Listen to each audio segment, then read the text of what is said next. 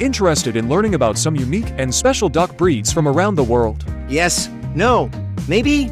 In any case, join Oscar, myself, and our guest, Crocodile, the lead singer of the Manifold Mallards, as in this video, we look at the Mandarin Duck, the Cayuga Duck, and the Indian Runner Duck. These are only a small selection. There are many others we could have chosen. If you would like us to cover more, drop us a comment. We'd love to hear from you. Also, my band the Manifold Mallards have a new single out, Splashing in the Pond, which Whiskers and Oscar have kindly allowed to be the outro to the video. So look forward to that. Oh, and it will be linked in the description if you want to listen to it later. And thank you in advance for the support. It means a lot. Now, with all this said, I'm Whiskers. I'm Oscar. I'm Crocodile, and Let's get started. The Mandarin duck is a colorful bird native to East Asia, known for its striking plumage. Wow. They certainly should be. They're unbelievably colorful. oh yes, the Mandarin Duck. They are the envy of all other ducks. Look how colorful and beautiful they are. Us mallards and all other ducks wish we had all those colors. Look at me. The most I have is my green head and my orange bill. You're right.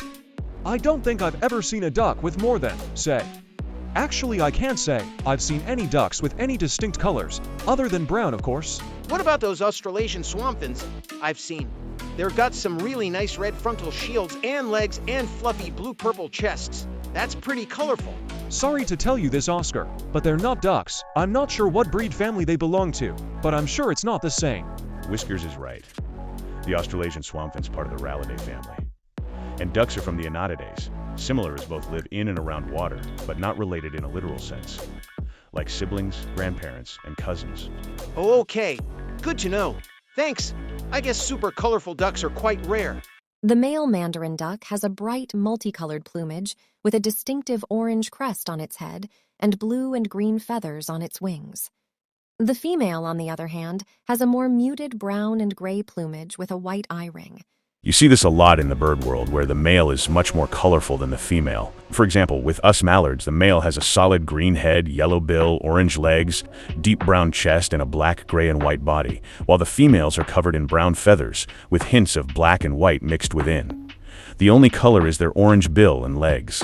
I've noticed this too. Some birds, like pigeons, aren't like this. As far as I can tell, both Peanut and Pilly don't look particularly different. Not in the same vein as mallards anyway. Peanut and Pilly are our friends, just to clarify. Don't worry, I know them quite well. But we can chat about that later on. Back to what Whiskers said, I've noticed this with pigeons too. Some birds are like this, where the difference between both genders aren't that big. Yet I think this is uncommon, but I could be wrong. This drastic difference between males and females might be more common among ducks than other birds. No? Maybe I'll look into this after we part. Mandarin ducks typically inhabit wooded areas near water and can be found in China, Japan, Korea, and parts of Russia. Kind of scarce on details. Is there anything you can add to this, Crocodile? I'll try. That's why I'm here, after all. Outside the nations, the video stated. Mandarin. Ducks have been introduced in Western Europe and the British Isles, growing to quite a large population over the years. And they are also found in small numbers in North America. Interesting. Cool. On the topic of North America, the North American wood duck is closely related to the Mandarin duck. Despite this connection, no interbreeding between the two has ever been recorded, as the Mandarin duck has a chromosome abnormality that makes this impossible. Right. Cool-looking duck. Mandarin ducks also nest in trees, which is unusual as most choose somewhere on the ground, and most near some form of water. Sometimes the Mandarin ducks build their nests high up in the trees and even sometimes built far away from water. Although, once the ducklings hatch, the family returns to the water. This tree nesting can cause issues with other animals that also live there. However, Mandarin ducks are highly adaptable in this way and will happily use nest boxes that humans provide. Unique and a little weird, but cool. It's a little odd but cool. And finally, in relation to the mandarin's connection to water, Mandarin ducks are not fond of large bodies of water. They're not fully against them, but they do prefer ones that are on the smaller side. These are some very interesting ducks. They definitely are. They're super colorful and super interesting. There are many more things I could say about these wonderful creatures, but that's enough for now. Yet if you're interested, look into them yourselves. You definitely will not be disappointed. Now, on to the next video. Cayugas were developed between the 1830s and 1850s in New York, and they were officially recognized by the APA in 1874. Interesting. But what does the APA stand for? The video didn't explain it. It's the abbreviation for the American Poultry Association. Keep in mind, it's also the abbreviation for the American Psychological Association, too. Although not relevant for this discussion, it's important to remember so you do not confuse the two. Right. Good to know. I definitely don't want to make that error. Same. I also want to mention the Cayuga's appearance. I know we'll look at it soon, but I couldn't help but notice their incredible color. Yes, the glowing marbling effect created from their green and black feathers is very cool and pretty. They are very pretty. But let's continue and talk about this later. Yeah, we should learn about them before gushing about their appearance. Sure. Cayugas are a medium weight breed with a friendly disposition that are known to be hardy in both the heat and the cold. The most popular thing about Cayugas is definitely their all black coloring with their green-blue iridescent sheen. Well, I'm not surprised. The first thing we noticed, especially Oscar, who couldn't help but mention it the minute we started. It's not every day I see a duck that looks like that. Well, unless you live in New York, that is. Then, maybe, I don't know how rare these ducks are. They're seen as quite a rare breed, especially in the wild. So it's highly unlikely you'd see one if you visited the state. Also, how Whiskers described the Cayuga before isn't the only variation. Oh, how so? Some have bodies made of blended black and brown feathers, and heads and body highlights of marbled green and blue feathers. Some have blended glowing black and green feathers, and some seemingly are mostly white, so quite unique. Wow. Wow, it's understandable why this is their most notable feature. Cayugas are used as a multi-purpose bird. A lot of people keep them for eggs, but they are also good for meat. Although they're not going to lay quite as much as your khaki Campbell or your golden 300, they do lay about 130 to 180 eggs per year. The shell of a Cayuga egg will be black early in the season and fade to white as she continues to lay. This is uncomfortable to discuss, but yes, back in the mid-1800s, people in the United States used to eat them. However, around 1890, they began switching to American pekin because it was easier to prepare and sell than the former. Also, possibly because of the Cayuga's rarity and to stop the population shrinking. Nowadays, Cayuga's and humans' relationship is more cuddly than culinary. Yet, they do still eat their eggs, as they are considered more creamy and delicious than chickens, and also larger and more nutritious than theirs too, even though Cayuga ducks, as the video said, only produce anywhere between 130 to 180 eggs per year, while chickens lay around a maximum of 300 to 350 a year. Some find the positives I mentioned before too irresistible to avoid. Now, this doesn't make me nearly as uncomfortable as the previous topic, the plucking and eating flesh topic. Yes, but let's move on. Fair enough. Can't blame you. I'd feel the same if it was about our kind. Let's move on. One of my personal favorite things about Cayugas is that they make adorable all-black ducklings. They're cute. The full black with the yellow chest is very sweet. Mallard ducklings look similar, we just have more yellow and a little brown mixed in too. Let's see. Nice. Very cute. Honestly, the only negative thing I can think of when it comes to Cayugas is that as they tend to get older, they will get some white feathers speckled throughout their black, which will interrupt that all-black appearance. This changing in their feather color has absolutely no effect on their health. Is this like that thing we've discussed before? That thing in cats where their fur goes brown as they age? Maybe, but I think it's more like the other thing involving cats' colors, the one about how we produce white fur, through a lack of melanocyte in our skin. It makes sense as the Cayuga ducks develop white spots over time, though. What you said about the color changing over time fits too, so I don't know. Do you know Crocodile? I'm completely lost on what you're talking about. Well, in terms of cats, anyway. But what Oscar is saying aligns most closely to the truth. The white spots are caused simply through age, like humans developing gray or white hair as they age. Cayuga ducks develop white spots as they age. So, quite simple. Oh, well, that's anticlimactic. I thought it would be something more interesting. Same, but anyway, I think we've finished with Cayugas. Next topic. Hello? Hello, fella. What is that? He looks like Crocodile, but taller. Is this a new breed, or just a mutated mallard? It's called the Indian runner duck, or Indian runner or runner ducks, and he works named for, well, their running ability, which you just saw. Don't all ducks run? I've seen mallards running too. This doesn't seem very unique. This is true, mallards can run. It's not impossible for us, but we prefer to either waddle or fly. Plus, we do not stand like this. We stay more horizontal like a cat, not vertical like a human. Another oddity of the runner duck. Anything else cool we should know about the Indian runner duck?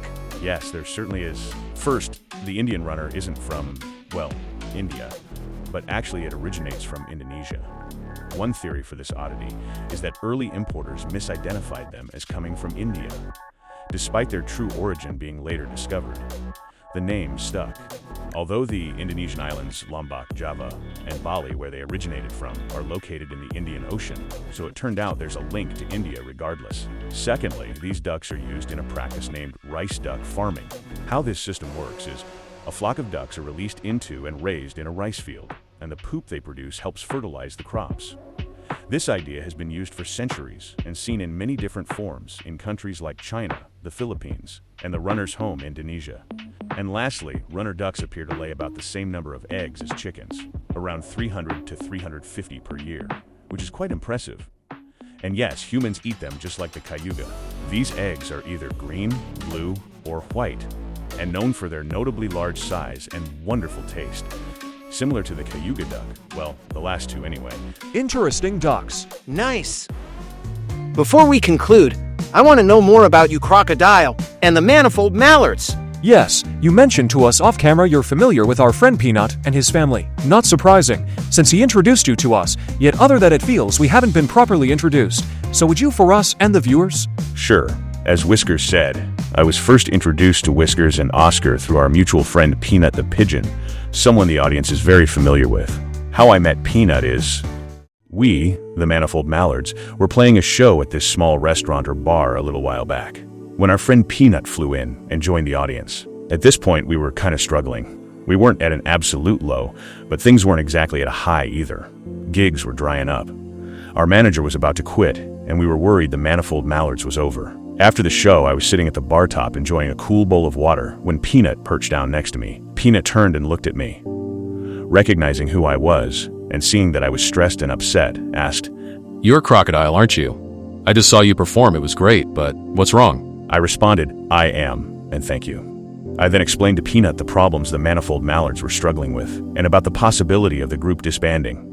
I don't know why I'd told this to Peanut, who, at the time, was an unknown random fan I didn't know, but I did, and to this day I'm glad I did. Surprised, Peanut stated that he may be able to help, as he had some experience in artist management, touring, and all things of the nature, claiming he'd worked with a band named the Pitiful Pigeons. Although Peanut explained he hadn't worked in this industry since the band fell apart, despite this, he claimed he still had many of the connections he'd made during this time. I was very interested and extremely curious about Peanut's proposal. However, I was a little suspicious of Peanut, since the careers of the last talent he managed hadn't ended well, and I didn't want that to happen to us.